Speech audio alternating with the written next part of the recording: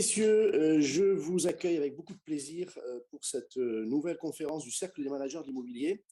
Je commence par un avertissement. Vous avez pu le lire sur les réseaux sociaux, sur l'Internet. Nous devions nous réunir pour parler de la maison individuelle et rebondir sur la polémique qui a existé, éveillée par une petite phrase de notre ministre chargé du logement. Nous avions estimé, vous connaissez le ton du cercle des managers, que ça valait bien mieux qu'une polémique. Plusieurs experts du secteur étaient tout à fait partants pour traiter différemment que par la polémique ce sujet. Et la ministre elle-même souhaitait être des nôtres. C'est l'examen à l'Assemblée nationale du projet de loi sur la décentralisation qui là l'empêche au moment même où nous parlons.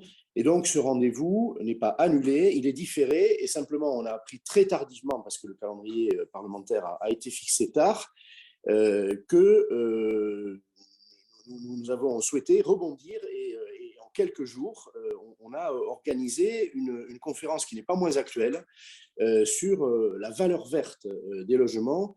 En étant un peu provocateur, c'est aussi le ton du cercle, et en nous demandant si cette valeur verte ne conduirait pas à une dévalorisation également, et si les prix n'allaient pas baisser. Je voudrais remercier d'ores et déjà, je les présenterai tout à l'heure de manière circonstanciée, mais les figures de l'immobilier qui sont avec nous, parce qu'en quelques jours, ils ont dégagé leur emploi du temps et ils ont été partants pour cette conférence qui promet d'être très belle. Une preuve qu'on ne s'est pas trompé de sujet. Nous avons 500 participants au moment où nous parlons dans cette salle virtuelle, c'est-à-dire que nous n'aurions pas eu d'avantage sans doute sur le thème des maisons individuelles. On avait vu les inscriptions se former, on était à peu près au même niveau. Alors je ne sais pas si ce sont les mêmes, en tout cas je souhaite la bienvenue à tout le monde et je vais d'ores et déjà passer la parole à Émilie Jousset, présidente adjointe du Cercle. Je préciserai ensuite de manière un peu plus fine ce qui a motivé le choix du thème, même si chacun le comprend, et je vous présenterai nos débatteurs et on attaquera. Émilie. Merci Henri. Oui, effectivement, voilà, je tiens à remercier vraiment chaleureusement et 2 fois plus que d'habitude nos 4 experts de ce soir, parce qu'organiser ce nouveau débat en si peu de temps, d'avoir répondu présent et de vous être rendus tous les 4 disponibles, pour nous, c'était très important. Effectivement, c'est un débat qui, au Cercle, nous anime depuis que la loi climat a été votée, puisqu'on n'entend qu'un concert de louanges ou en tout cas de choses positives dans la mesure où ces travaux vont être faits, doivent être faits, organisés, financés, etc. Mais pour nous, le débat de ce soir était très important de voir un peu l'étape d'après, les conséquences, les risques. Et que vous puissiez chacun donner votre avis sur la possibilité ou pas de voir une baisse des logements concernés. Donc un double merci sur le débat et sur l'organisation. Et j'attends de vous une réelle franchise, comme à chacun de nos débats et du cercle. Le ton dont Henri parle nous tient très à cœur. Merci. Merci Émilie. Je présente ces experts à qui on a rendu hommage pour leur disponibilité par ordre alphabétique. Séverine Amat, elle est la directrice des relations médias et des relations publiques du groupe Se Loger. C'est une figure bien connue et quant à son groupe, on sait aujourd'hui sa contribution à l'observation du marché. C'est à ce titre que Séverine est avec nous. Bonsoir Séverine. Bonsoir Henri et bonsoir à tout le monde. Merci aux 500 présents d'être là et d'assister à cette présentation, travaillée sur le tard, mais de très bonne qualité, vous allez voir. Merci beaucoup. Alors, une figure dans l'univers, je vais forcer sa modestie, mais c'est pas grave, j'ai le droit. Dans l'univers de la transaction immobilière, du conseil aux arbitrages immobiliers, il en a fait toute sa carrière, c'est Stéphane Imovitz. Il est le président fondateur d'Icori, sa société, expert immobilier bien sûr, charter surveyor. Bonsoir Stéphane.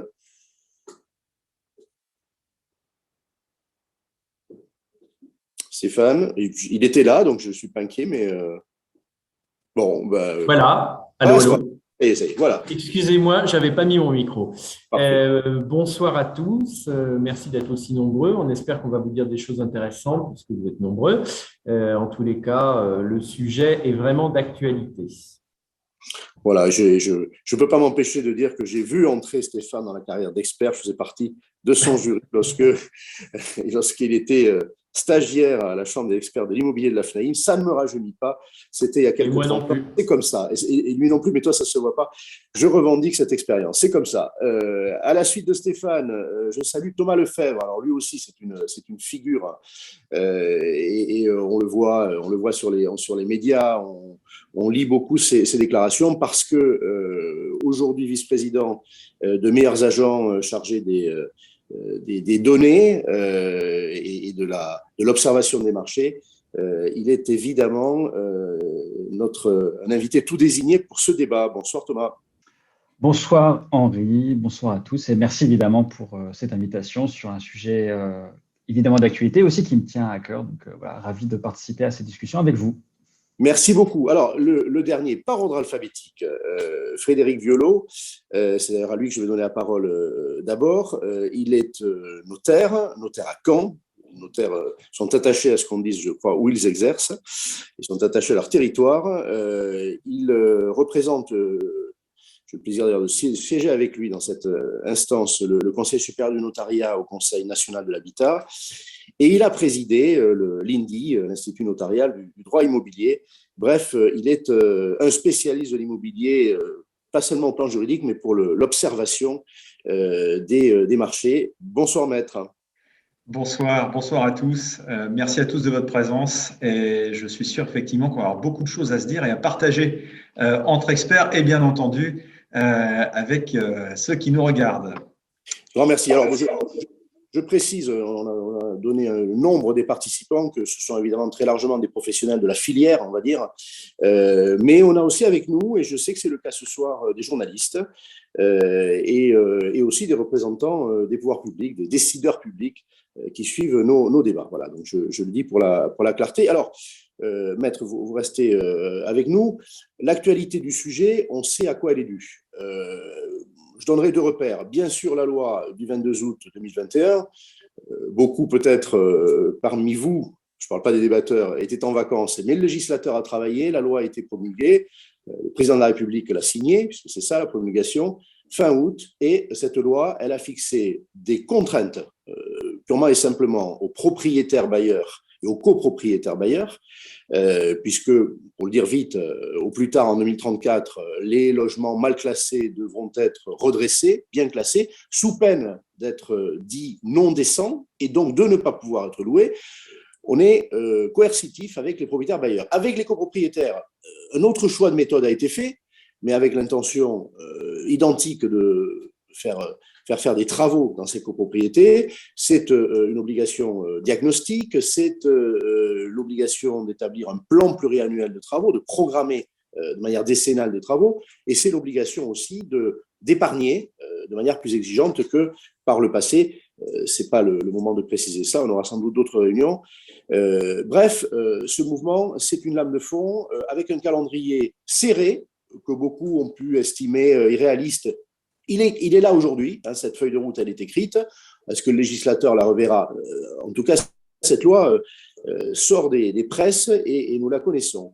Deuxième épisode, le DPE. Bon, allez, ce qu'on va appeler le fiasco du DPE à sa sortie, sans porter de jugement de valeur.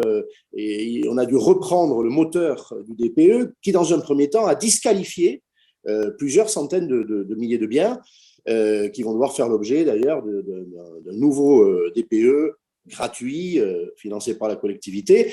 Bref, ça aussi, me semble-t-il, attirer le regard sur les risques attachés à la dégradation et la perte de valeur, puisque bien sûr les propriétaires ont regimbé en disant mais c'est notre patrimoine qu'il s'agit, on se retrouve finalement appauvri en quelque sorte par ce mécanisme de dégradation des PE. Voilà, donc deux repères.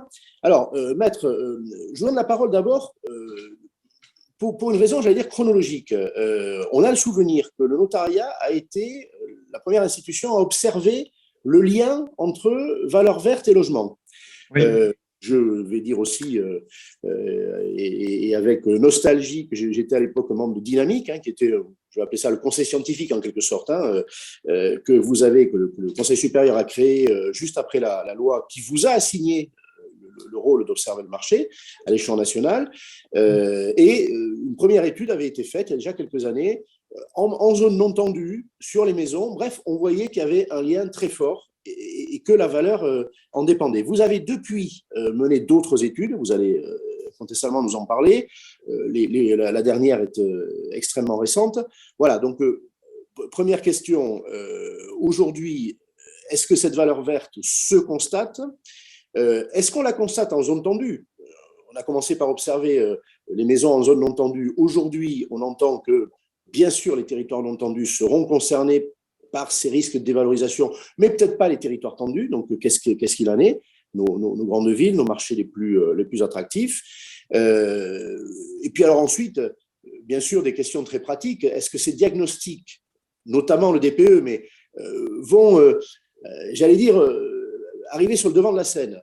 Je ne vous ferai pas offense, maître, en vous disant que les notaires, les agents immobiliers, probablement, ne faisaient pas de ces éléments attachés au logement des caractéristiques majeures. Voilà, on a tous assisté à des signatures où on passait vite et même on souriait un petit peu parce que est-ce que c'était vraiment utile de savoir si c'était inondable ou pas. Bon, aujourd'hui, on a l'impression d'une revalorisation technique, si je puis dire, de l'attention au logement. Voilà. Donc, votre regard sur ce qui est en train de se passer, est-ce qu'il y a des signaux faibles, des signaux forts, les éléments dont vous disposez ?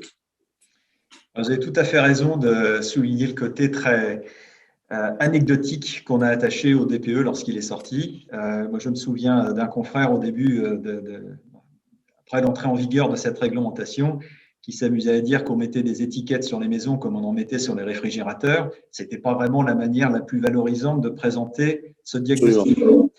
On a changé de braquet aujourd'hui, puisqu'on est quand même en train de dire à un propriétaire bailleur, et vous l'avez souligné, que son logement, dès 2025, en fait, dans certains cas, pourra considérer comme n'est pas décent.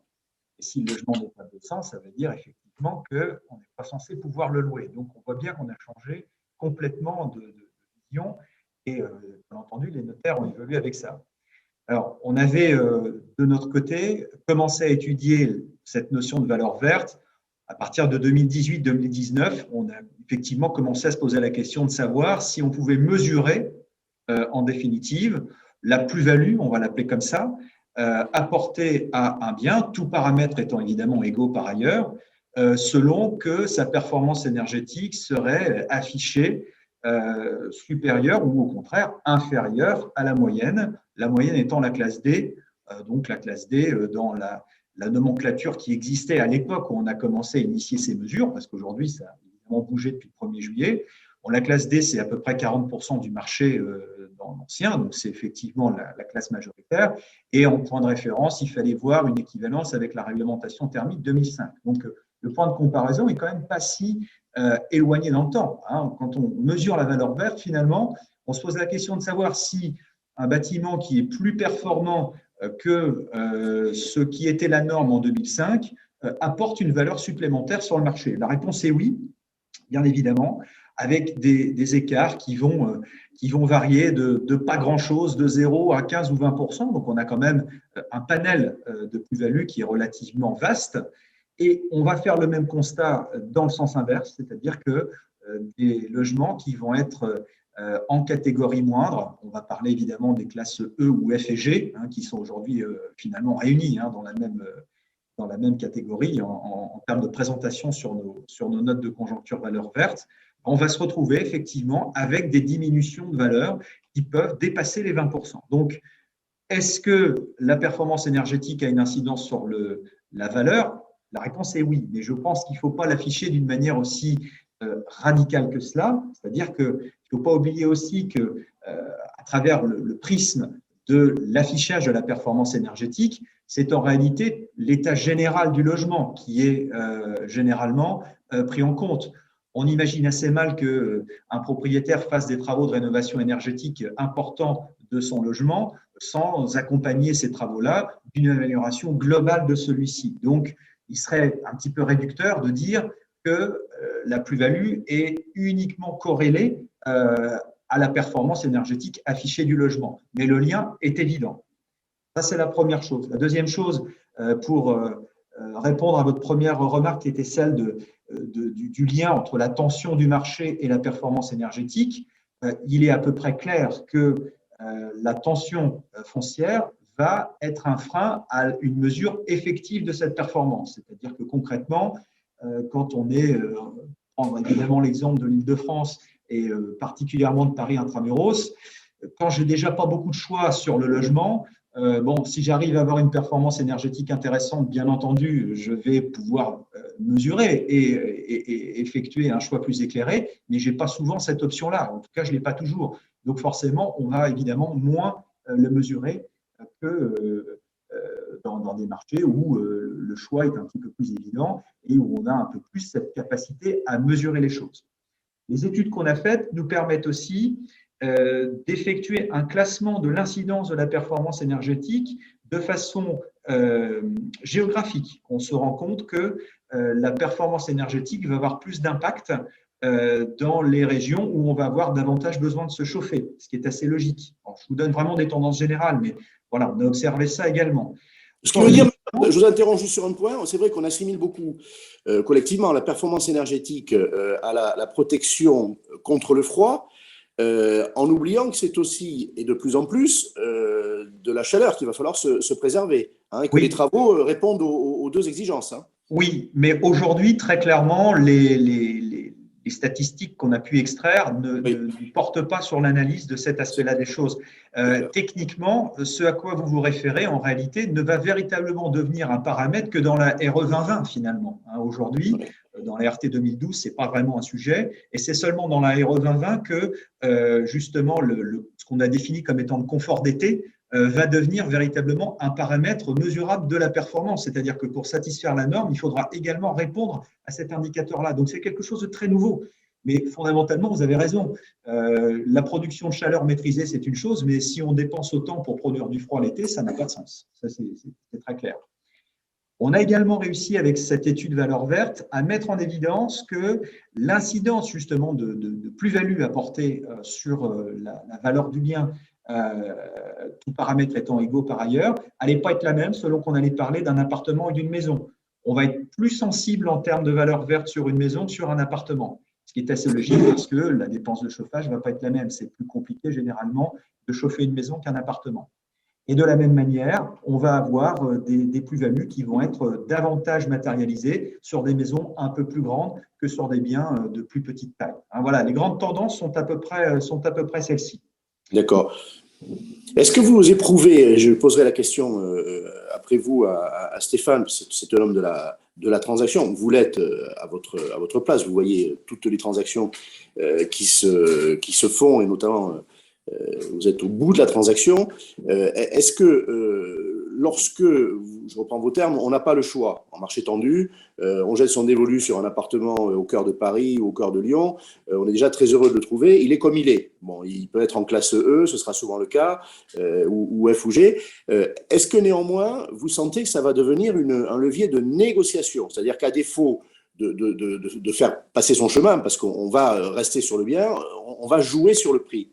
Oui, ça va le devenir de plus en plus, puisque vous parliez de mesures coercitives tout à l'heure. Il ne faut pas oublier que dans quelques années, on regardera très précisément le mode de production de chauffage, puisque l'utilisation d'énergie fossile va petit à petit devenir un problème. Donc, on ne peut pas s'empêcher de penser que déjà aujourd'hui, on puisse, lorsque on visite une maison avec un chauffage fuel, se dire même si cette chaudière est relativement récente, il va falloir envisager le remplacement de celle-ci dans les années à venir parce que ça va tout simplement plus être possible, matériellement parlant. Donc, la tension ne va pas tout empêcher. La tension ne va pas amener les gens à acheter n'importe quoi et la tension foncière ne va pas empêcher les gens, dès lors que, effectivement, on ne va pas être sur des marchés qui sont en surchauffe, de projeter finalement dans l'offre de prix qu'ils vont faire le coût de la rénovation énergétique, d'autant plus qu'on va avoir des exigences de plus en plus combinatoires. Donc oui. évoquera, vous le dites à demi-mot, la question aussi du financement et des banques, hein, parce que dans ce que vous venez de dire, on atterrit très vite sur cette notion-là.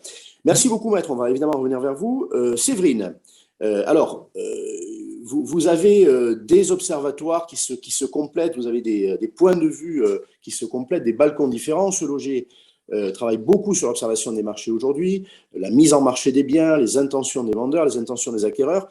Donc, Séverine, je vais te poser la même question. Je te remercie d'ailleurs parce que je sais le travail d'analyse que tu as fait en empruntant à plusieurs de vos études récentes pour tenter de nous éclairer sur ces sujets. Donc, quels sont les constats pertinents sur ces sujets que ce loger peut nous fournir?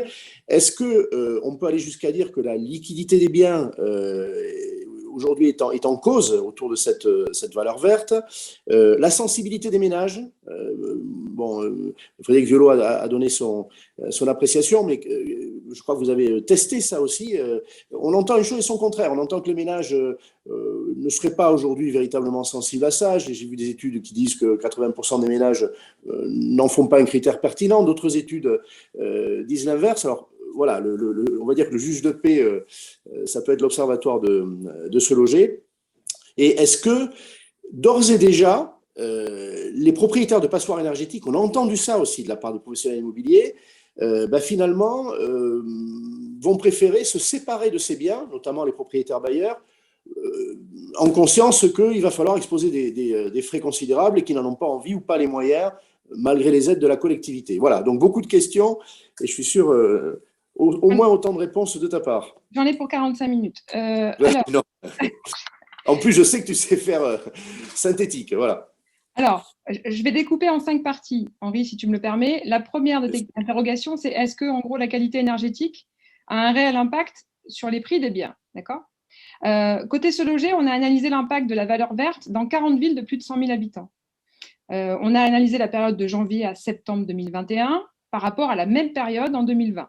Et on a analysé l'ensemble des biens, c'est-à-dire maisons et appartements, toute superficie confondue, d'accord ? Donc, on a cherché à savoir si un bien classé G était moins cher qu'un bien A. Et on a cherché à savoir aussi si un bien G était toujours moins cher qu'un bien F.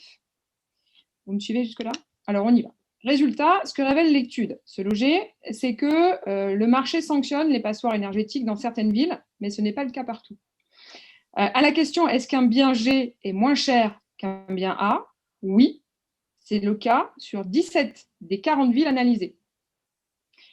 Pour 9 villes des 17 villes analysées, l'écart de prix entre les biens G et A est supérieur à 15%. C'est le cas notamment de Grenoble, où on a des prix de 17% moins chers en ce qui concerne les biens G par rapport à un bien A. À Montpellier aussi, pareil, on constate une baisse de 22%, c'est-à-dire des biens G moins chers de 22% que les biens A. À Nice, 15%, à Marseille, 23%. Et sur ces 17 villes, il y a 2 villes qui ont un écart qui dépasse la barre des 50%, c'est Le Havre, avec 54%, et Nîmes, 53%. En gros. Ensuite. Ce sont des prix, pardon, juste une précision, même si je pense que ça ne changera pas grand-chose, mais ce sont des prix de mise en marché. C'est des prix affichés, d'accord ? Affichés, hein, mise en marché, d'accord. Mise en marché, affichés sur le site de Se Loger. À noter quand même qu'un bien G n'est pas systématiquement moins cher qu'un bien vendu A. C'est le cas notamment à Paris. C'est ce que révèle l'étude.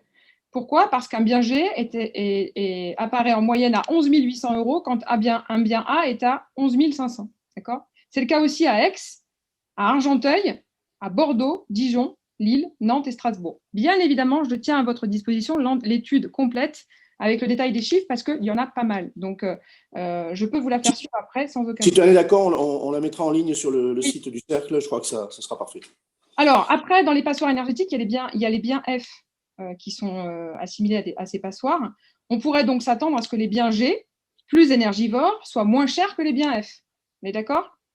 Alors là, l'étude nous dit que c'est faux, clairement, parce que dans une grande partie des villes étudiées, les biens F sont moins chers que les biens G. C'est le cas notamment à Aix, à Montreuil, à Lyon notamment. C'est seulement vrai pour 3 villes, Boulogne-Billancourt, où un bien F est à 9 600 € alors qu'un bien G est à 8 000, et également au Havre et à Orléans. Donc, Si on cherche des explications sur le fait que les pires passoires soient plus chères que les biens les mieux notés, c'est peut-être l'emplacement, parce qu'effectivement, une passoire située dans un quartier prisé se vendra peut-être à prix fort, ou aussi corrélée fortement à la tension du marché, comme on le constate sur l'analyse première entre les biens A et les biens G sur les grandes métropoles comme Paris, Bordeaux et Lille notamment. Ça va? J'ai perdu personne? Moi, j'espère que des 500 participants, on est perdu, je ne crois pas. Non. Alors, deuxième interrogation, Henri, pardon, c'est est-ce que le délai de vente de ces passoires énergétiques, finalement, est-il plus long que pour les biens classés A ou B? Pareil, Se Loger s'est penché sur les délais de disponibilité des biens mis en ligne. Et visiblement, les résultats, selon les villes, sont très hétérogènes concernant ces délais, selon les étiquettes. Exemple, à Toulouse, on aura 18 jours de mise en ligne d'un bien A et 48 jours pour un bien G. À Orléans, 23 jours pour un bien A et 44 pour un bien G, soit, ce qu'on constate, c'est que le délai pour les biens G est 2 fois plus important que ce qu'il ne l'est pour les biens A. Jusque-là, c'est plutôt logique. Néanmoins, à Paris, il faut compter 19 jours pour un bien A et 20 jours pour un bien G. Donc, ce qu'on peut dire au travers de cette première étude de Se Loger, que ce soit sur les prix, mais aussi sur la tension, en fait, c'est que les spécificités de ces grandes villes analysées font qu'il n'y a pas de règle, en fait, en général, et qu'un bien G ou F se vend en fait, il n'y a pas de règle générale qui dirait qu'un bien G ou F se vend moins cher et moins vite qu'un bien A ou B.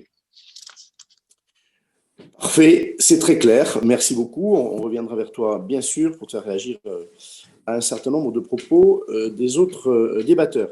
Stéphane, alors, on a là des données porteuses de tendances, de réalité déjà, avec Frédéric Violo, mais aussi avec la réalité des mises en marché, de l'appréciation que les propriétaires peuvent faire de la valeur de leurs biens par rapport à ça.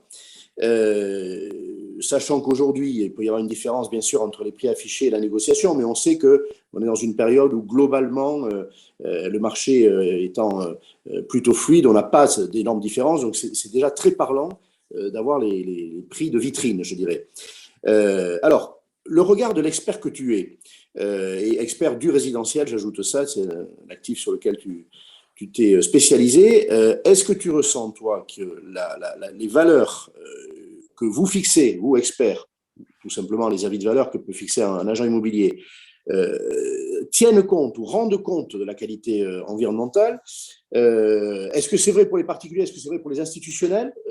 Je dis ça parce que tu connais les deux clientèles, et les institutionnels, on peut les estimer peut-être plus avisés, donc peut-être en avance par rapport aux particuliers, tu nous diras. Et puis cette valeur verte, alors on a tourné autour déjà des éléments de réponse avec Séverine ou Frédéric, mais est-ce qu'elle est au-dessus ou au-dessous de ce qui s'établit un peu comme une valeur médiane? La lettre D, ça a été dit par Frédéric Violo, on peut estimer que c'est en quelque sorte la valeur médiane. Et puis, est-ce que ça devient un standard en définitive, et donc il y a bel et bien des dévalorisations à partir de là. Ton regard aussi sur le distinguo entre marché tendu, marché non tendu, voilà, donc un menu copieux, à toi de nous dire, sachant qu'on est aussi sur un travail d'anticipation. C'est tout l'intérêt de ce débat. C'est sans doute dans les mois qui viennent que tout cela va prendre corps. Je vous demande un exercice difficile. Alors, simplement, je voudrais revenir sur ce qu'expliquait Séverine, sur à la fois les prix et les délais en fonction des catégories. Moi, je pense que quand on, de manière intuitive, on se dit bien évidemment un bien classé G devrait être moins cher qu'un bien classé D, etc., etc. Moi, je crois d'abord que ça dépend de la qualité des immeubles. C'est-à-dire que en fonction des villes, ce qui ressort, enfin moi, le sentiment que je ressors de ce que nous dit Séverine, c'est que finalement, toutes les villes qu'elle a citées sont des villes sur lesquelles il y a eu de la construction qui est souvent une construction des années 60-70.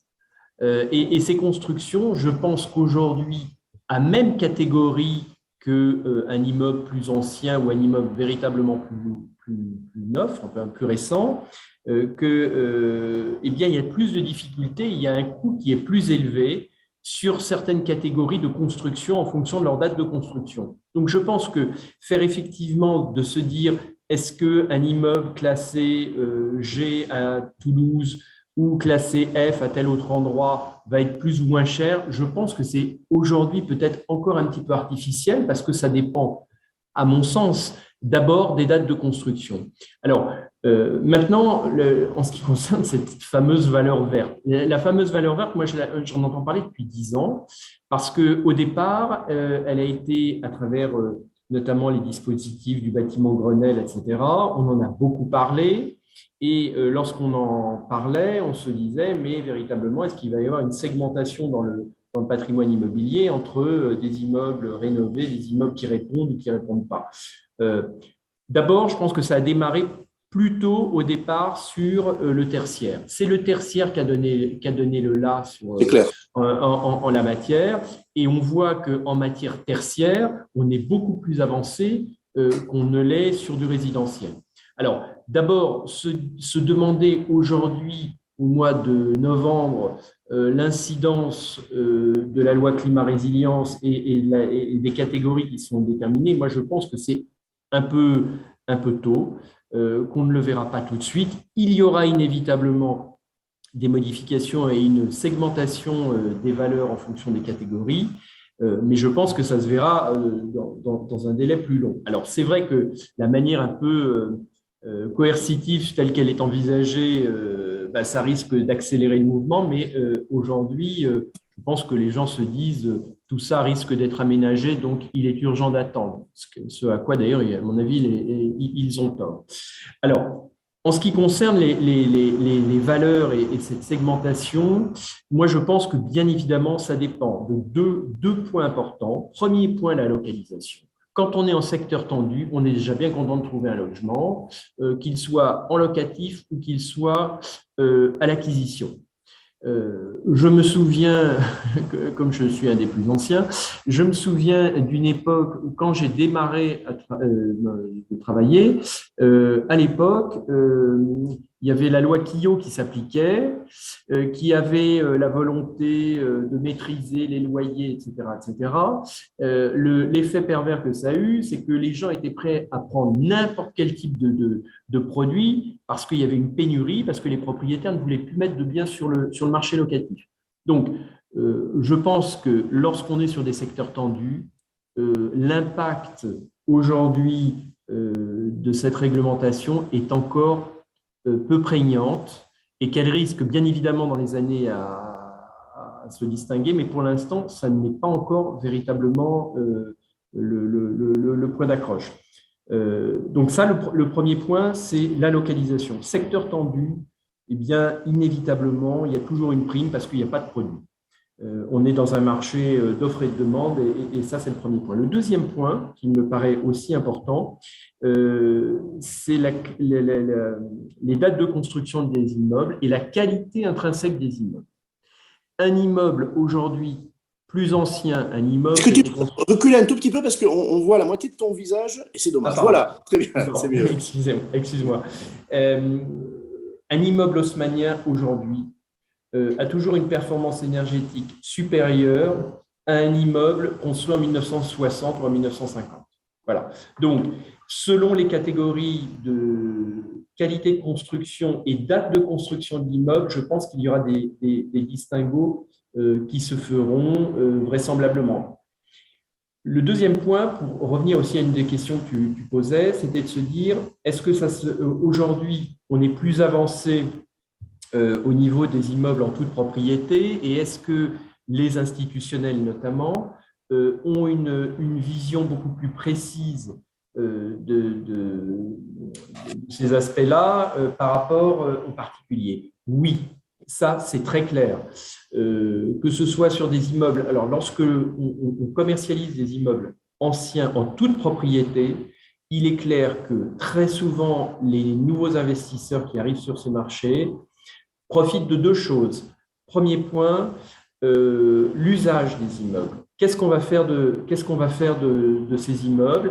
Est-ce qu'il y a une possibilité de mieux aménager, de mieux correspondre aux usages actuels des gens qui vont y vivre? Ça, c'est le premier point. Et il double cette problématique de celle des économies d'énergie et de ce que l'on peut en faire et de tout l'aspect environnemental. Donc, la notion d'usage des immeubles résidentiels et celle de mise aux normes sont sur l'immobilier ancien très importantes. Il y a la notion de RSE aussi, peut-être. Pardon ? Il y a la notion de responsabilité sociale ou sociétale de l'entreprise. Absolument. Quand on voit aujourd'hui des SCPI, ce sont des institutionnels, qui revendiquent de constituer un patrimoine vertueux, je pense que ça a du prix. On ne peut plus rendre un rapport d'activité aujourd'hui sans pouvoir attester de ça. Absolument. Alors ça, alors ce que je disais, c'était plutôt sur l'ancien. Maintenant, en ce qui concerne le neuf, puisqu'aujourd'hui, finalement, ce qu'on appelle les institutionnels s'intéressent très majoritairement à l'immobilier neuf. Et bien évidemment, sur l'immobilier neuf, tous les aspects de ESG sont très, très, très importants. Et inévitablement, ils sont très sensibilisés à la qualité environnementale des immeubles, à leur classement. À titre d'exemple, aujourd'hui, lorsqu'on vend un immeuble à un institutionnel quelconque, il ne se contente plus d'avoir la norme RT 2012.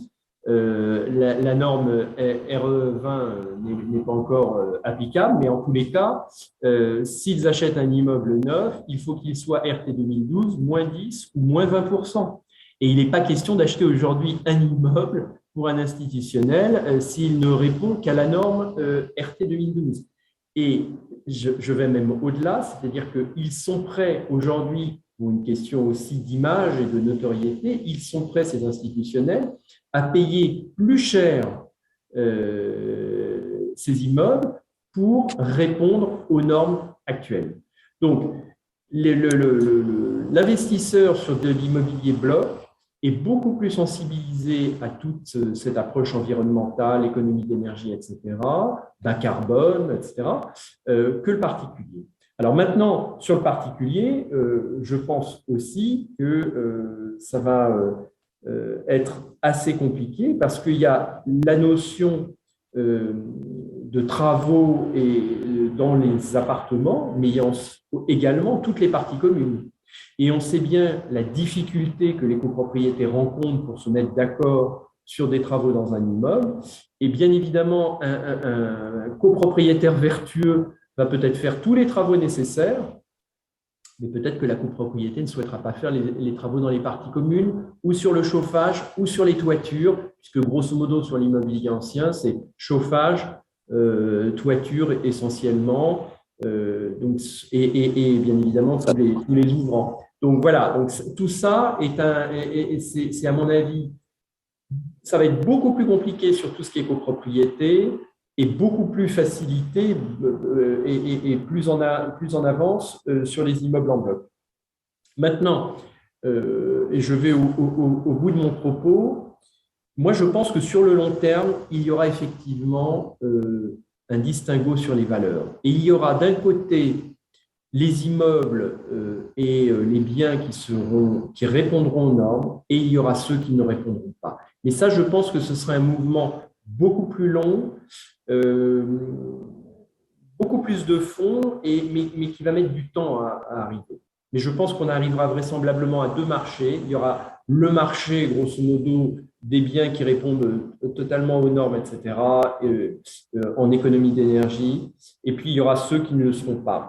Et là, je pense que la différence, certes, sera moins forte sur les zones tendues ou les zones non tendues, mais il y aura quand même deux marchés qui existeront à terme. Et là, tu parles aussi bien des copropriétés existantes, celles qui auront fait l'effort collectif, puisqu'il faut un vote collectif, de se réformer, et les autres. Il y aura, voilà, et on pourra même, dans la même rue, je dirais, dans le voisinage, avoir ces deux vitesses. Absolument. Et ça, je pense que ce sera un point important. Tu dis qu'il sera plus lent, tu l'évalues, c'est quoi? Ça va prendre 10 ans? Ouais, moi je pense que peut-être même moins de 10 ans, les choses seront remarquées. Mais je pense qu'effectivement, il faut que les gens prennent conscience déjà, que les syndics d'immeubles également en prennent conscience, quand on sait qu'aujourd'hui, les provisions pour les travaux dans les immeubles ne sont pas systématiquement votées en assemblée de copropriété, on se dit qu'il y a un peu de chemin à faire pour arriver à rendre les immeubles en copropriété économes en énergie. Un dernier point avant de donner la parole à Thomas, sur, on va dire, les immeubles haussmanniens. Bon, tu les as évoqués dans nos cœurs de ville, grandes ou moyennes. Tu parlais de leur qualité environnementale par rapport à des constructions des années 50 ou 60, c'était ton propos. Est-ce qu'il n'y a pas aussi une résistance à la baisse liée au fait qu'il va être techniquement difficile de faire croître la valeur énergétique de ces bâtiments? Typiquement, travailler sur la façade est impossible. Donc, il faudra travailler sur l'intérieur du bâtiment. Enfin, voilà, il y a des empêchements techniques. Est-ce que ça aussi, ça crée une résistance à la baisse? Je pense que, bien sûr, ça va créer une résistance à la baisse parce qu'on ne pourra pas doubler les façades d'immeubles haussmanniens par l'extérieur, et je ne crois pas non plus qu'on va pouvoir forcément doubler l'intérieur des appartements, qui sont des appartements sur lesquels, dans certains cas, qui peuvent être protégés avec des plafonds particuliers, etc., etc. Donc, je pense que sur un certain nombre d'immeubles, et notamment haussmanniens, grosso modo, on agira sur tout ce qui est couverture, les fenêtres, le chauffage. Ensuite, je ne vois pas qu'est-ce qu'on peut faire d'autre véritablement, ou alors il faudra que les architectes des bâtiments de France prennent d'autres mesures pour que ce soit acceptable. Mais pour l'instant, je n'y crois pas. Merci beaucoup. Séverine voulait intervenir, c'est peut-être en réaction à ton propos, et ensuite Thomas. Oui, pardon, je voulais intervenir parce que, et rebondir par rapport aux propos de Maître Violo. Et je vais me permettre de partager l'écran parce que je reviens sur la perception en fait, de ces porteurs de projets par rapport à l'étiquette, au DPE, et puis juste d'éclairer aussi le propos sur est-ce que c'est un levier de négo ou pas. Alors, Maître Violo disait oui de plus en plus. Moi, je me permets juste de conforter le propos avec une étude, celle de l'opinion qu'on réalise tous les 4 mois depuis 8 ans maintenant. Donc, je partage l'écran si vous me le permettez. Est-ce que vous voyez bien? Oui, très bien. Voilà. Donc, juste vous commentez 3 chiffres saillants qui viennent du dernier Observatoire du moral de l'immobilier de Se Loger, qui dit que 9 acheteurs sur 10, effectivement, considèrent la performance énergétique comme un critère important. Et ça, c'est un chiffre qui augmente de vague en vague. C'est un élément qui rentre, on le voit, de plus en plus en ligne de compte. Et c'est particulièrement vrai pour les acheteurs CSP-. Autre chiffre, 80% des porteurs de projets s'intéressent au DPE avant de visiter un bien. Et ça, c'est un élément donc, qui ressort de l'enquête et qui émerge. Et à la question, est-ce que c'est un levier de négociation ou pas? Eh bien oui.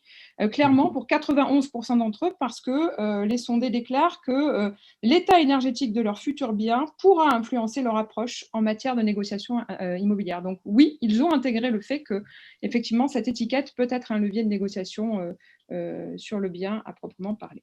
Voilà.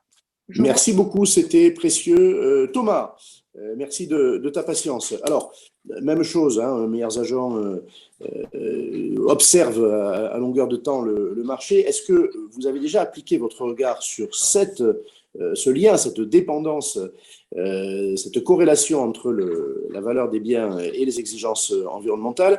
Je vais d'ailleurs te demander de ne pas parler que des grandes villes. Je pense que spontanément, tu aurais eu un propos plus large, mais parce que vous savez que vous intervenez grâce au chat, donc je vois quelles sont vos préoccupations et on nous demande de parler aussi des petites villes et même des zones rurales. Voilà, donc c'est vrai qu'on a beaucoup parlé de grandes villes ou de villes moyennes, on va dire, en haut de l'affiche. Parlons de l'ensemble du territoire. Donc Thomas, de quoi disposez-vous ou que préparez-vous peut-être d'ailleurs comme outil d'observation pour la suite? Merci Henri, et évidemment pas de problème, hein, c'était très intéressant les interventions précédentes, donc voilà, avec plaisir d'entendre mes confrères et consoeurs. Alors oui, évidemment, c'est un sujet sur lequel on travaille dans le sens où, comme les notaires de France, comme le groupe Se Loger, c'est des questions qu'on se pose chez Meilleurs Agents sur l'impact de cette valeur verte sur le marché. Aujourd'hui, on va avoir des résultats qui s'inscrivent dans ce que Séverine a pu présenter ou ce que Maître Violo a pu présenter sur l'impact de la facture énergétique sur le prix, à la fois des biens qui sont décotés quand on est sur des classes énergétiques qui sont, enfin, sur des logements qui sont très énergivores, et l'inverse avec des primes que l'on va constater, des impacts que l'on va constater sur l'ensemble du territoire français, hein, même dans certains territoires tendus. Et pour moi, personnellement, c'était assez une surprise parce que j'avais plus en tête, il y a quelques années, même des études qui avaient été faites, notamment par le notariat, qui montraient qu'en zone tendue, il ne se passait pas grand-chose. Voilà, mais d'une certaine mesure, je suis totalement d'accord avec ce qu'a dit Stéphane sur les impacts des autres critères et pour apporter un peu et notamment de l'époque de construction, et pour apporter un peu de data sur ce sujet-là. Si on regarde, alors je suis désolé pour l'exemple, parce que l'exemple que j'avais préparé, c'était vraiment l'immeuble haussmannien, on ne s'était pas concerté avec Stéphane, mais après on pourra parler un peu plus des zones rurales, évidemment. Mais dans l'idée, si on regarde en fait à Paris, les immeubles haussmanniens, toutes choses égales par ailleurs, c'est ce qui va coûter le plus cher au mètre carré. C'est-à-dire que si vous prenez un même logement, vous le mettez dans un immeuble haussmannien, vous le mettez dans un immeuble des années 70, un immeuble des années 80, alors ce qui est construit après 2000, 2010, c'est extrêmement cher, mais voilà, on va comparer sur une grosse majorité du parc. L'immeuble haussmannien, c'est ce qui va coûter le plus cher au mètre carré, parce que c'est une adresse, c'est prestigieux, etc. Alors que la facture énergétique, dans l'immeuble haussmannien, ce n'est pas ce qui est réputé comme étant le plus économe. Quand on regarde, en fait, ensuite, quand on va croiser, finalement, quand on va regarder l'effet du DPE dans un immeuble haussmannien, en fait, on va se rendre compte que cet effet du DPE, il est complètement marginal.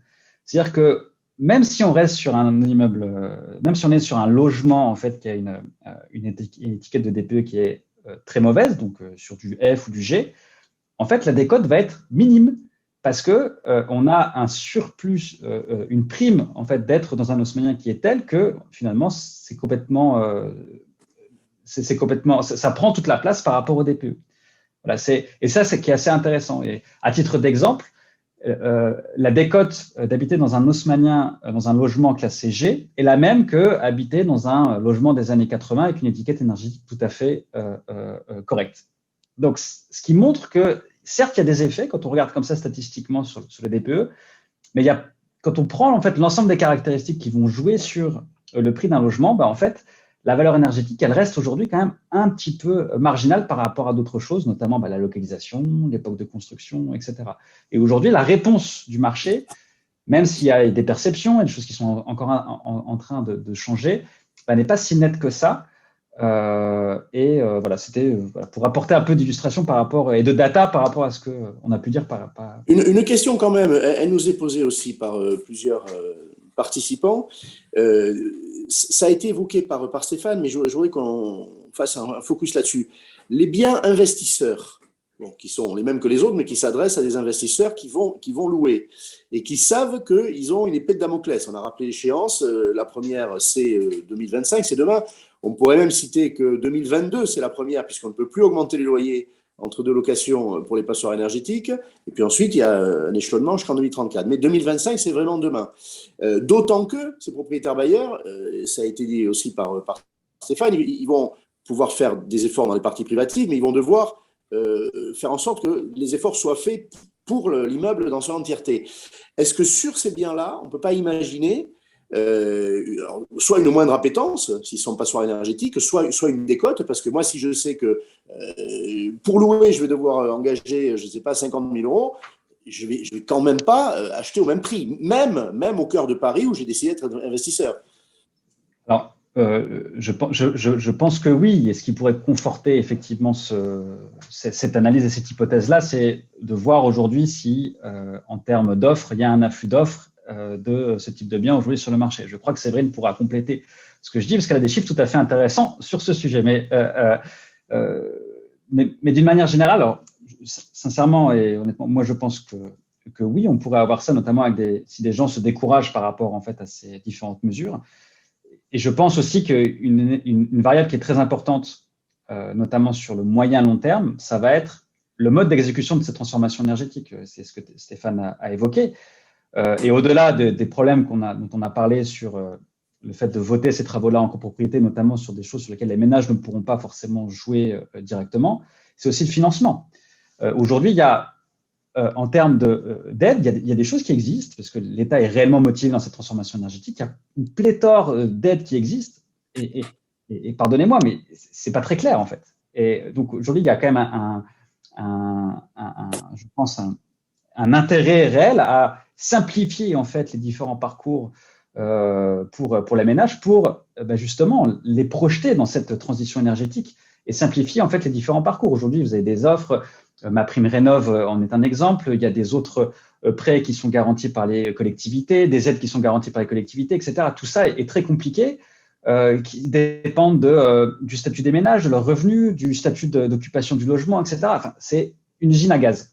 Donc, si on veut, donc pour moi, un des enjeux et une des réponses du marché, ça dépendra en fait très fortement aussi de la manière dont cette transition va s'opérer et l'exécution en fait de cette transition énergétique et de la facilité de le faire. Pardon. Je reviens, Stéphane doit nous quitter vers 19h10. Je veux avoir son regard avant qu'il ne parte et je retournerai vers toi, Thomas, et aussi vers vous, Maître, sur la question du financement, non pas des travaux, mais sur l'attitude des banques. Stéphane, sur deux questions. Ton regard sur les biens investisseurs achetés par des particuliers, tu as été très clair sur l'exigence des zinzins pour les immeubles en bloc qui peuvent acheter à destination de l'exploitation, évidemment. Qu'est-ce qu'il en est des particuliers d'ores et déjà qui vont acheter au cœur de nos grandes villes, en zone tendue ou ailleurs, à destination de la location? Et deuxièmement, est-ce que tu vois déjà des effets sur le financement par les banques? J'entends que des banques d'ores et déjà refusent les financements pour des acquéreurs, investisseurs en particulier, lorsqu'on est face à des passoires énergétiques. Comment tu lis cette réalité et comment tu anticipes le comportement des banques par rapport à ces produits? Donc Stéphane, avant que tu ne nous quittes. Concernant les particuliers, j'ai envie de dire, la problématique, c'est qu'en France, malheureusement, les particuliers investisseurs, ils ne sont pas la fête parce qu'ils ne sont pas véritablement encourageants d'une manière ou d'une autre pour devenir investisseurs. Mais il y en a malgré tout un certain nombre qui investissent. Donc, la problématique, je pense, du classement des logements, quel que soit le logement, c'est aussi une problématique d'investissement global. C'est-à-dire que l'investisseur, il va regarder le logement, les travaux à réaliser pour atteindre une classification qui soit acceptable, mais en même temps, il va l'intégrer à l'état général de son logement et aux travaux qu'il doit envisager. Donc, je pense que c'est effectivement l'ensemble, il va intégrer, il va provisionner voilà. un peu plus de sous pour dire je fais en même temps les travaux d'amélioration énergétique en même temps que ceux de travaux que je vais les embarquer pour mettre en location. L'expression consacrée. Il va embarquer les travaux de rénovation dans des travaux généraux d'amélioration du logement. Absolument. Alors, il y a ce premier point. Deuxième point, n'oublions pas que lorsqu'on est déjà investisseur et qu'on a déjà un ou des logements en location, sur un certain nombre de grandes métropoles, on a le plafonnement des loyers. Ce qui signifie qu'aujourd'hui, lorsqu'on veut sortir de ce plafonnement des loyers, qui est quand même une contrainte pour les particuliers colossale, puisque lorsqu'on a loué son logement pendant 10 ans ou 15 ans, avec le jeu des indices, on se retrouve à des différences très sensibles entre le loyer payé et la valeur locative, eh bien, il y a une possibilité d'améliorer le niveau locatif à travers des travaux et retrouver une valeur locative. Donc, je pense que là aussi, ça va être assez incitatif pour un certain nombre de propriétaires particuliers de dire un changement de locataire, je vais profiter de cette possibilité qui m'est offerte d'améliorer mon revenu locatif en faisant des travaux, bien évidemment, de réhabilitation ou de rafraîchissement de mon appartement, mais en plus des travaux qui vont permettre à mon logement d'être plus économe. Donc ça, je pense que c'est un point qui est intéressant et qui va dans le bon sens pour justement favoriser la rénovation de ce... Et en jouant sur la fiscalité et sur le déficit foncier généré. Absolument, exactement, en jouant sur le déficit. Alors, aujourd'hui, effectivement, les expériences, les retours d'expérience que nous avons sur des cessions d'appartements, notamment pour les ménages les plus fragiles, eh bien, parce que malheureusement, j'allais dire, ce sont les ménages les plus fragiles qui vont être les plus impactés, parce que ce sont ceux qui ont le moins de moyens et qui de ce fait, vont s'intéresser inévitablement aux biens les moins chers et donc les biens qui, d'une manière ou d'une autre, ne répondront pas aux normes souhaitées. Donc, je pense que ça va accentuer un peu plus les difficultés d'accès au crédit pour ces ménages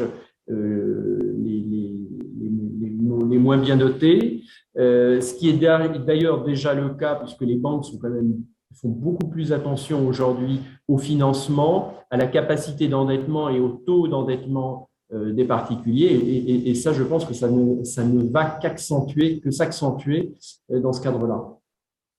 Merci beaucoup. Bon, si tu pars dans quelques minutes, on te salue. C'est encore là 5 minutes. C'est encore à 5 minutes.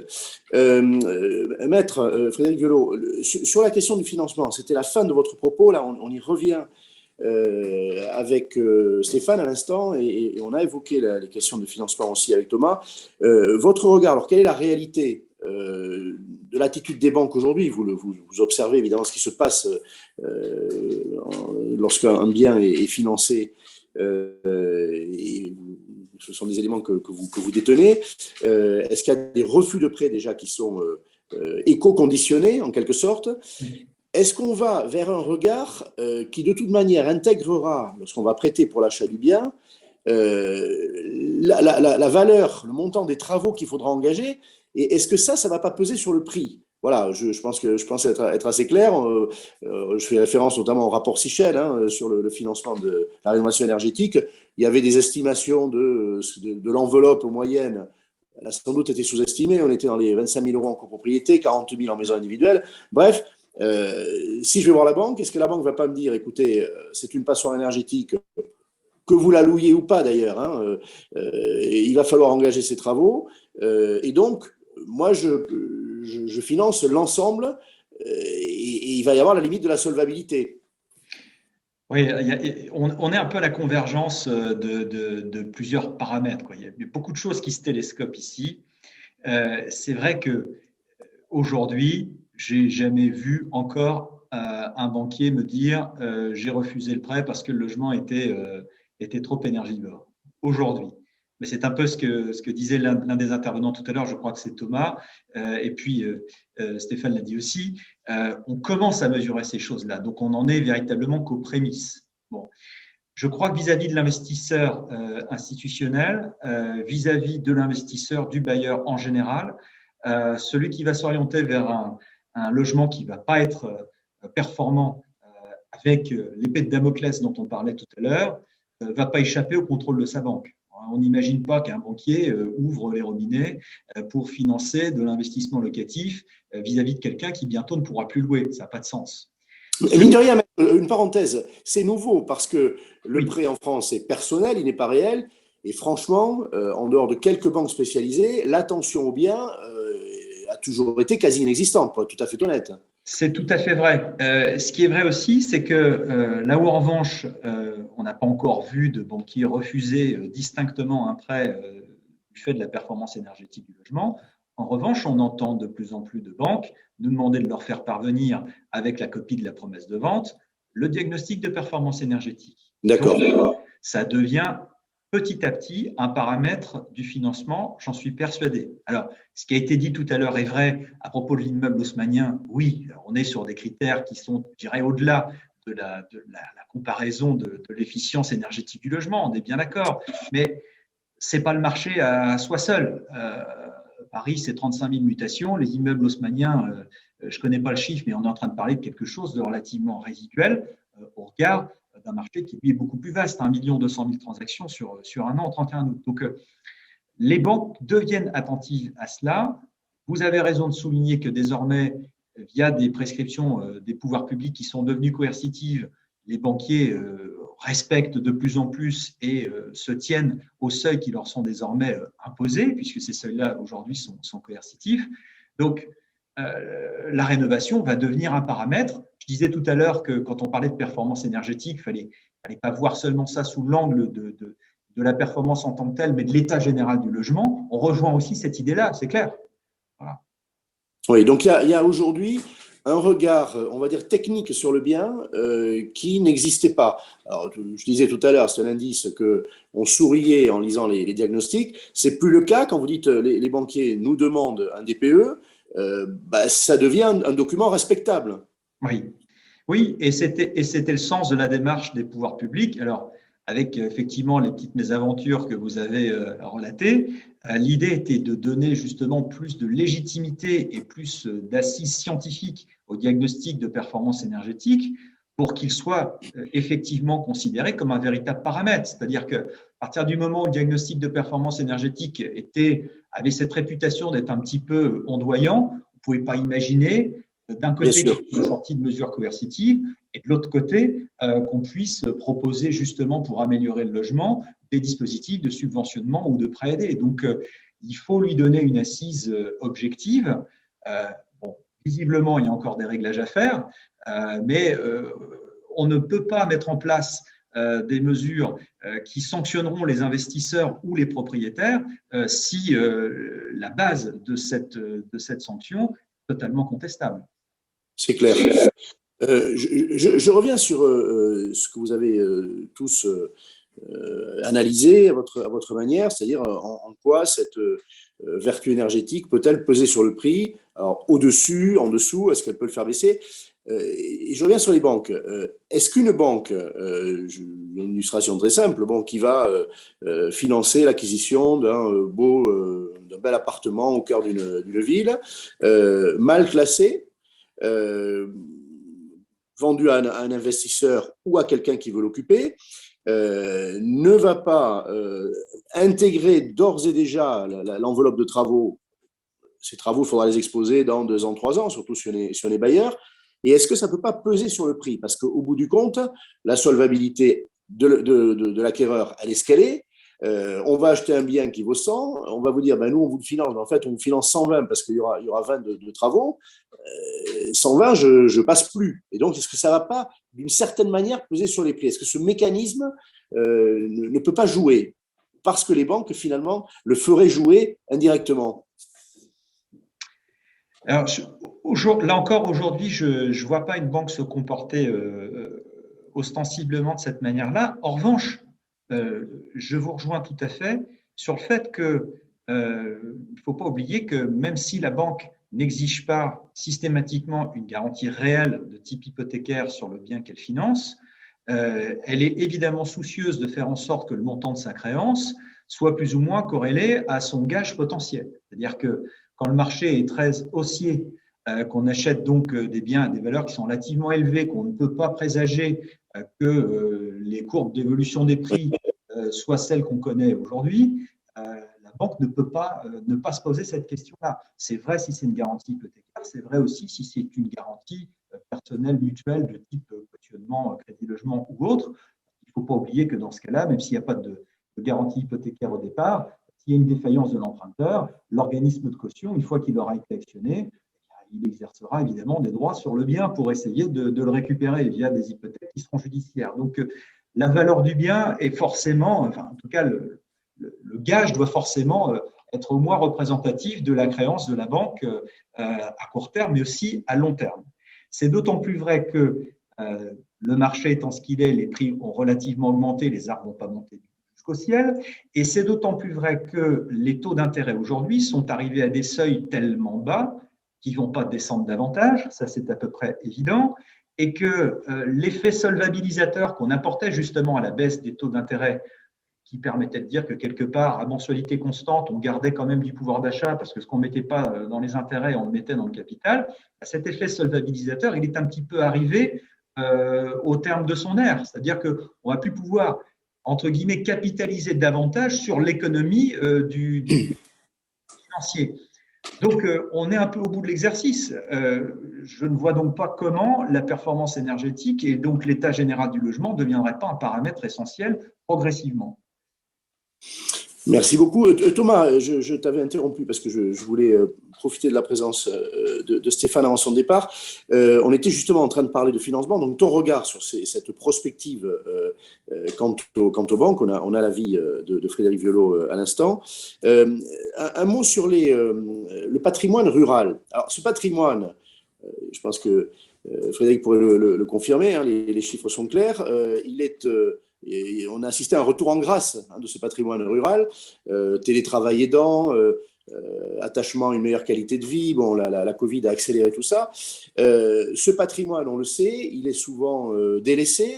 Il peut s'agir de maisons anciennes, il peut s'agir d'ailleurs d'appartements dans des immeubles délaissés, d'où un certain nombre d'actions de communes rurales. Est-ce qu'on ne va pas, après un effet d'engouement, parce que ce sont des biens dans des lieux attrayants, assister à un mouvement retour parce que ce sont des biens qui sont des passoires énergétiques dans des proportions très importantes. Ton regard, Thomas, et puis Frédéric Violo pourra évidemment aussi donner son point de vue.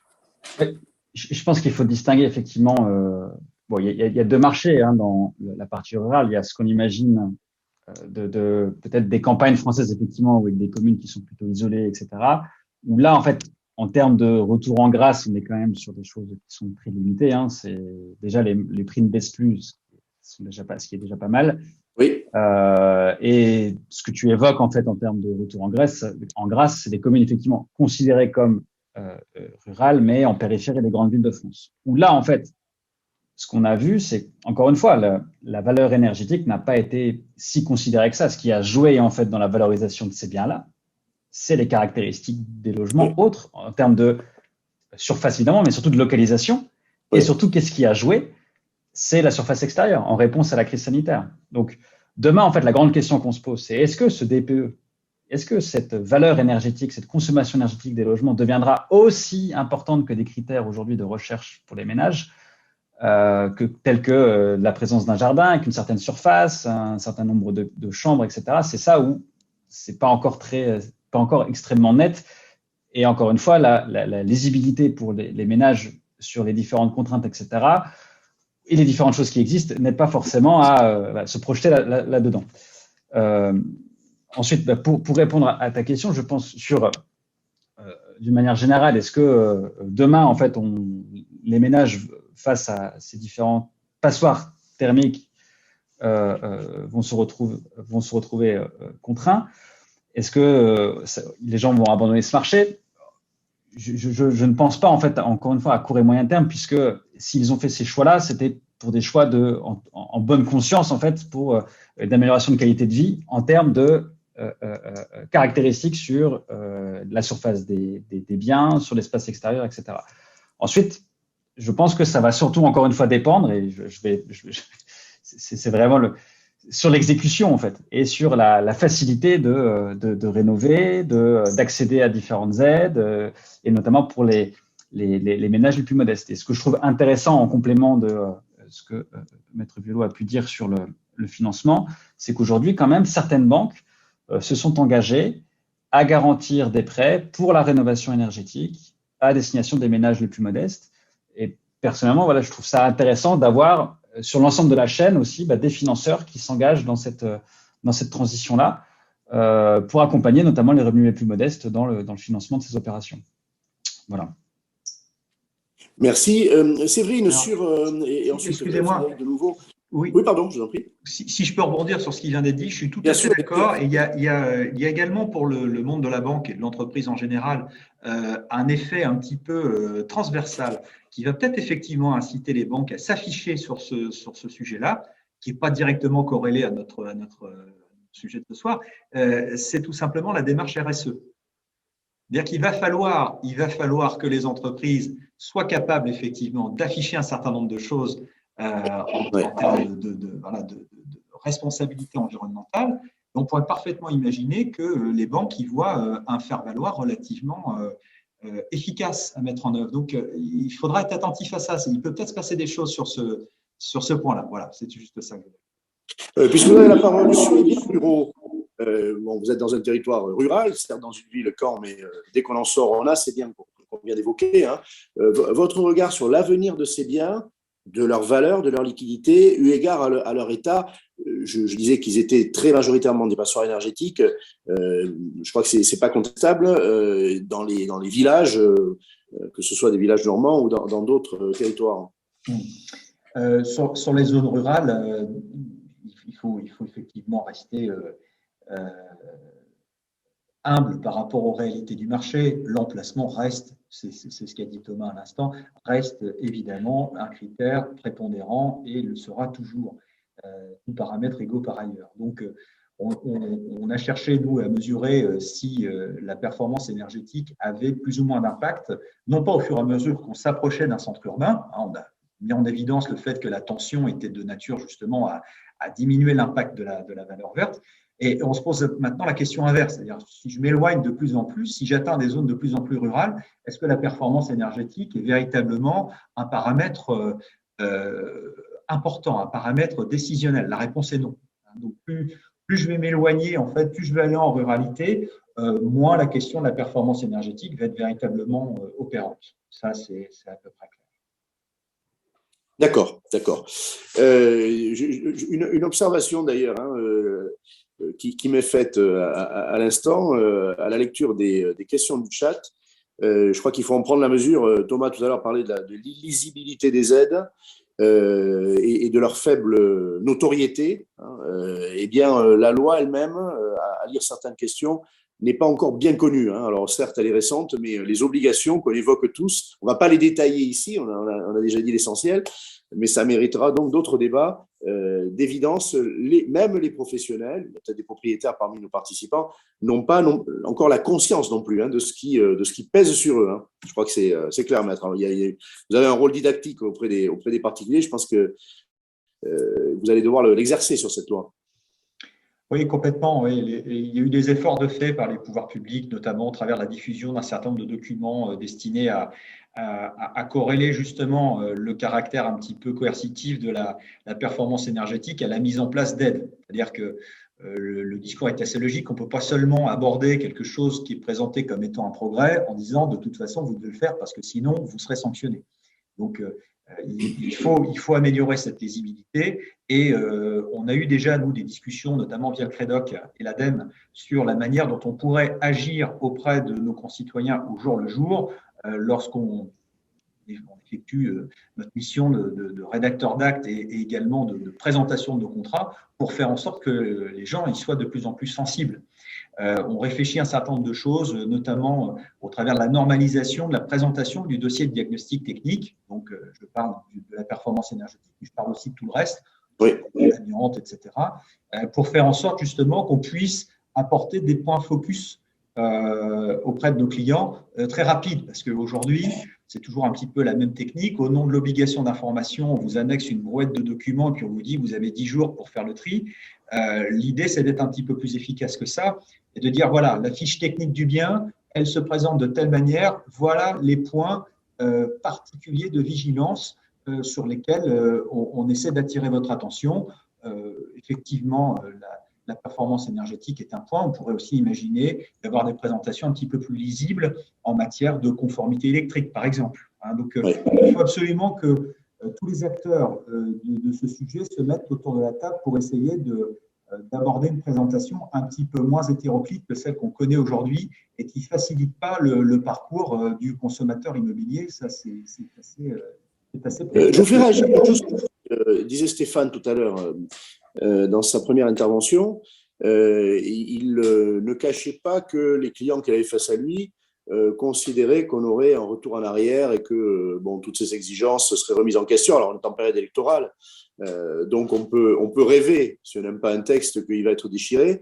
Est-ce que vous ressentez ça aussi, qu'il y a une moindre implication parce qu'on se dit, c'est excessif, ça ne tiendra pas, on ne va pas s'énerver, moyennant quoi le marché n'en est pas impacté, ni la valeur, ni la fluidité. Est-ce que vous sentez ça dans l'esprit de vos clients? Et votre regard, Stéphane disait clairement, ils ont tort. Parce que ça ne bougera pas, en tout cas dans les grandes lignes. Votre avis? Alors, mon avis, c'est que On va avoir du mal à faire bouger ça. Effectivement, je partage complètement ce qu'il a dit. Dans les grandes lignes, je crois que ce qui est affiché aujourd'hui va non seulement subsister, mais s'accentuer. Parce que c'est le sens de l'histoire, qu'on ne peut pas le faire autrement. Ce n'est pas seulement lié à des considérations de calendrier politique français, c'est lié à une mouvance évidemment mondiale, mais surtout européenne. Donc, il ne faut pas oublier qu'il y a beaucoup de dispositions qu'on met en place en France et qu'on présente de notre fenêtre comme étant des innovations hexagonales, mais en réalité, on ne fait que retranscrire des mouvements qui sont beaucoup plus globaux et qu'on n'arrêtera pas. Je crois que nos clients sont à peu près conscients de ça. Après, dans les détails, effectivement, il ne manque pas de souligner le caractère un petit peu chaotique de tout ça. Il ne manque pas de souligner des postures un peu girouettes des pouvoirs publics sur certains sujets. Je vais prendre un exemple très simple qui est celui de la production de chauffage. Nos clients nous disent régulièrement, c'est quand même amusant. Il y a 15 ans, on nous disait que si on ne construisait pas une maison avec un chauffage gaz, c'était scandaleux et que le chauffage électrique, c'était le grand Satan. Et puis, depuis le 1er juillet dernier, eh bien, hop là, virage à 180 degrés, c'est exactement le contraire. Donc, là encore, en réalité, c'est un petit peu plus compliqué que ça, mais fondamentalement, ils n'ont pas tout à fait tort. Donc, il faut de la pédagogie pour expliquer que ce n'est pas seulement une question de production d'énergie qui est prise en compte, mais la notion d'énergie primaire aujourd'hui n'est connue que de très rares personnes. Enfin voilà, il y a énormément de paramètres qui sont absolument pas maîtrisés par les acquéreurs qui passent dans nos bureaux tous les jours. Et pour autant, ça se traduit par des normes qui s'appliquent à eux. Donc, il faut de la pédagogie, il faut de la simplification et il faut les rassurer sur l'objectivité et la légitimité des documents qu'on leur présente. Sinon, ça ne marchera pas. C'est clair. Merci beaucoup, Séverine. Alors, ce sera le mot de la fin parce que voilà, ça fait 1h15 qu'on débat. Normalement, on doit débattre pendant 1 heure. Je ne me fais jamais d'illusions, pas plus ce soir, mais on va ensuite conclure. Séverine, sur la conscience, là, se loger j'en doute pas des outils sur la conscience que les ménages ont de ces nouvelles obligations, mais aussi des aides qui doivent en faciliter l'exécution. Et donc sur la sensibilité, parce que ça aussi, si on n'a pas conscience, ben c'est sûr que ça ne va pas impacter, comme on se disait avec Frédéric,